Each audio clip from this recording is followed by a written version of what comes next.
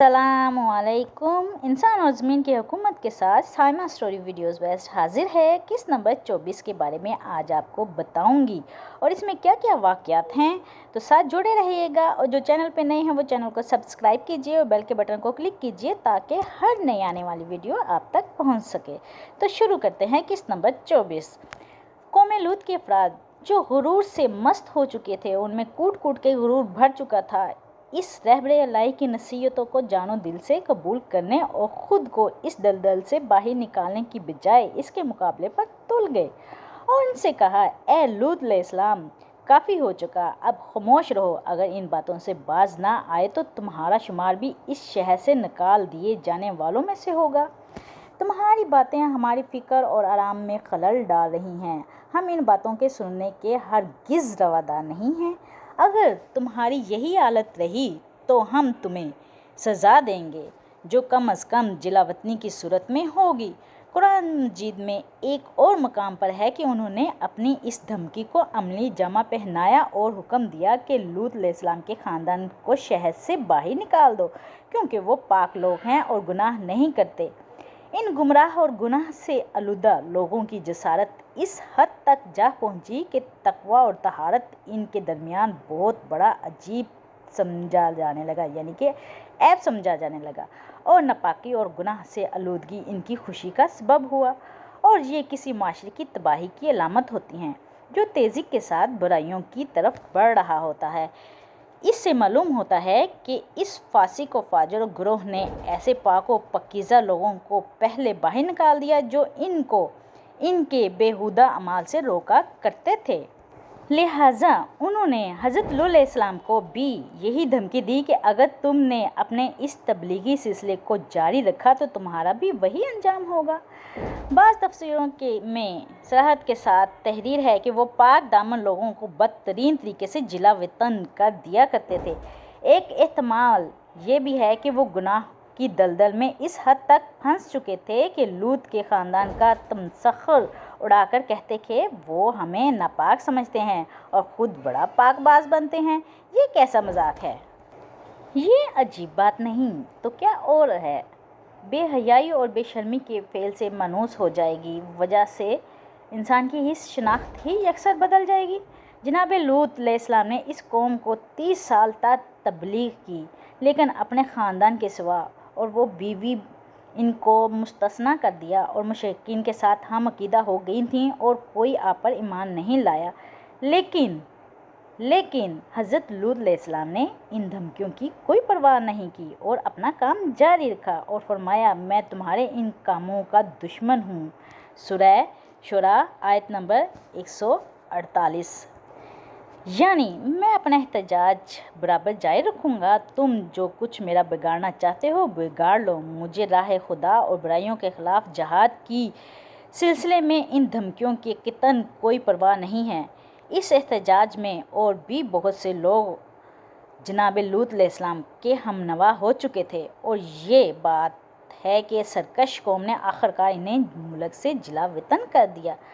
लायक तो तवज्जो बात है, हज़रत लूत अलैहिस्सलाम फरमाते हैं कि तुम्हारे अमाल का दुश्मन हूँ, यानी मुझे तुम्हारी ज़ात से दुश्मनी नहीं है बल्कि तुम्हारे शर्मनाक अमाल से नफ़रत हो गई है।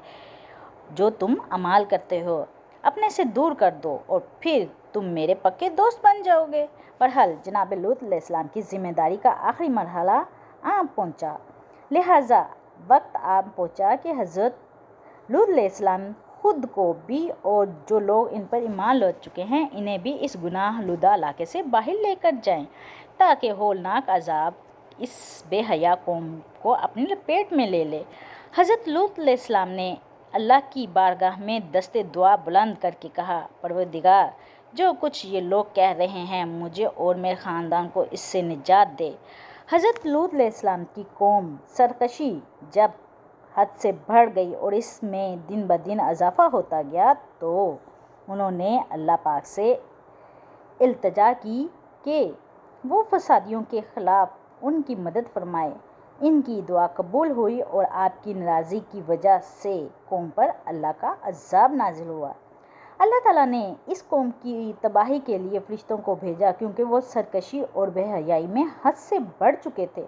اللہ تعالیٰ کی طرف سے بھیجے گئے فرشتے اس قوم کے لیے عذاب الہی بن کر پہنچے۔ یہ فرشتے پہلے حضرت ابراہیم علیہ السلام کی طرف گئے اور انہیں حضرت اسحاق و یعقوب کی بشارت دی کہ یہی حکم الہی تھا۔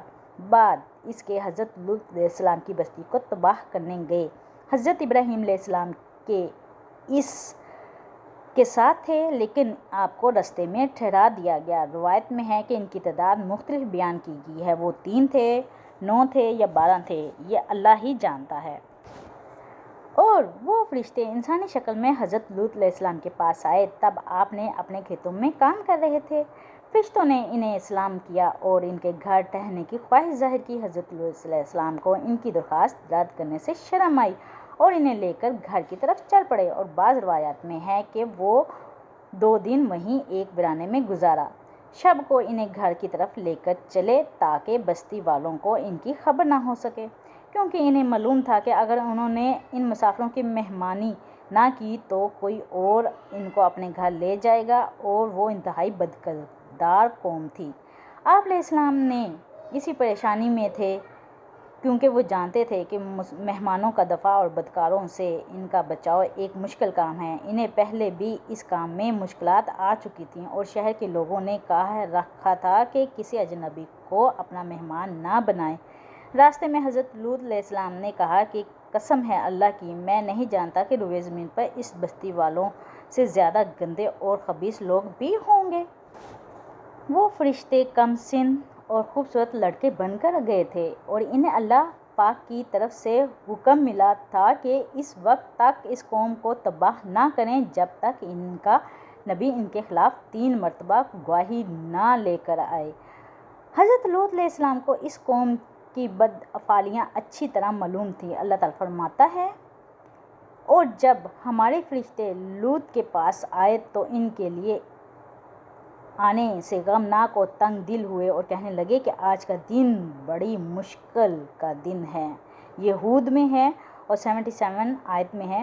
بس حضرت لوط علیہ السلام ان مہمانوں فرشتوں کو لے کر اپنے گھر آ گئے تاکہ ان کی حفاظت کر سکیں، لیکن ان کی بیوی ان کی قوم جیسی تھی اور کافرہ تھی۔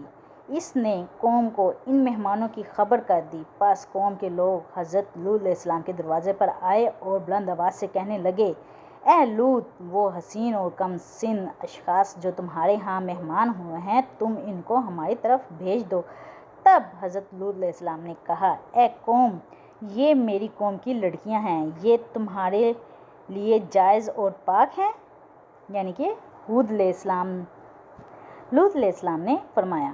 حضرت لوط علیہ السلام نے جب قوم کے بدکاروں کو مہمانوں کی بے آبروئی پر آمادہ دیکھا تو فرمایا کہ یہ میری بیٹیاں موجود ہیں۔ ان بیٹیوں سے مراد حضرت لوط علیہ السلام کی قوم کی لڑکیاں تھیں جن کو ظالموں نے چھوڑ رکھا تھا، اور مرد لڑکیوں سے جنسی خواہش پوری کرتے تھے کیونکہ کسی نبی کی قوم کی بیٹیاں اس کی بیٹیاں ہوتی تھیں۔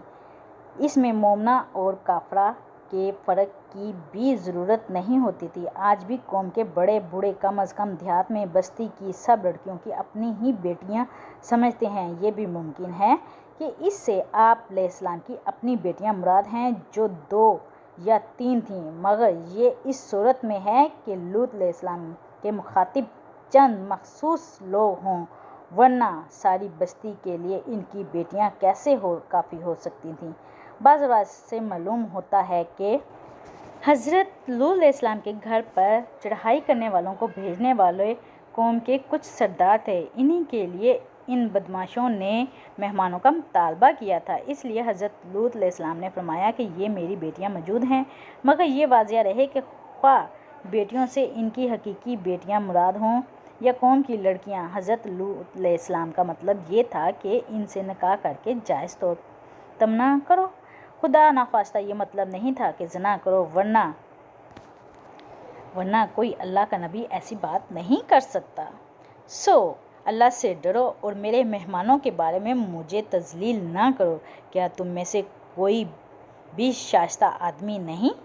لیکن اس قوم نے یہ بات بھی نہ مانی، سب کے سب کافر اور بدکار تھے انہوں نے بے حیائی کا مظاہرہ کرتے ہوئے پیغمبر سے کہہ دیا، اے لوط، آپ کو معلوم ہے ہم تمہاری قوم کی بیٹیوں کی خواہش نہیں رکھتے، ہم جو چاہتے ہیں وہ آپ کو معلوم ہے۔